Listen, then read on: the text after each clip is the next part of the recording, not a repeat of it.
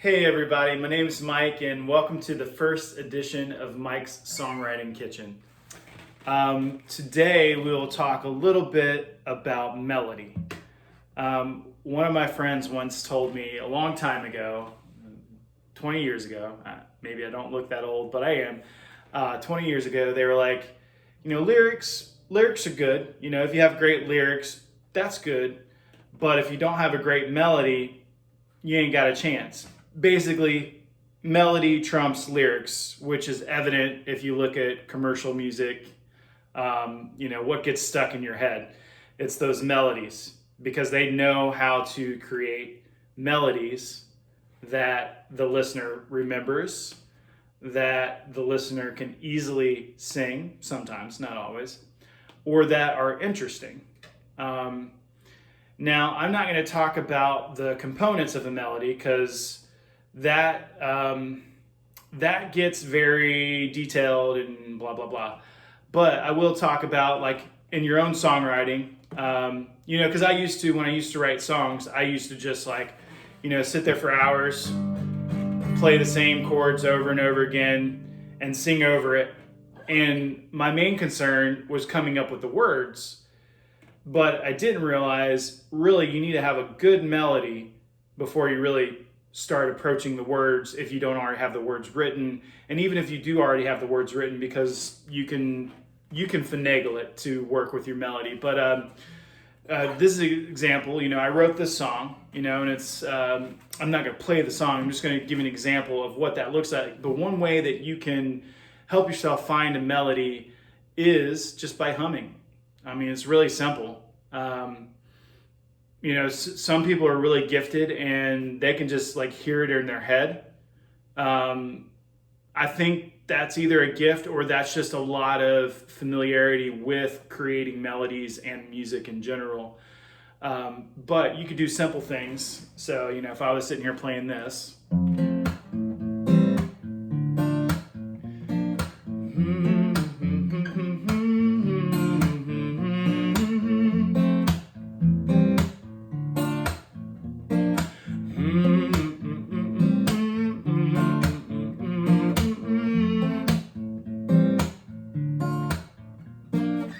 And that's just me humming. And then later I could come back in and fill the words. That's actually from a song that I wrote. And that's how I started it. I just started humming. And the humming wasn't that. The humming was something else. But then when I actually went to sing it, the melody just fell into place. But I had already done the pre-work of just sitting there playing around with the harmony. The harmony are the chords that you're playing, the harmonic structure. And the melody are the notes that you sing over top of it. It could be a guitar lead, it could be singing, it could be piano individual notes, all those kinds of things. But those are melody. And melody really makes a song. So, for example, this one. And all of the little things add up to more than this moment. Did you ever stop to think that all the apologies run together like a river to a dam where the water just stands unable to flow over its own cold shoulder?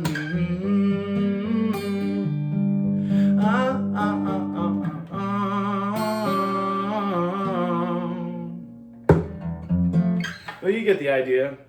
The melody's catchy, right?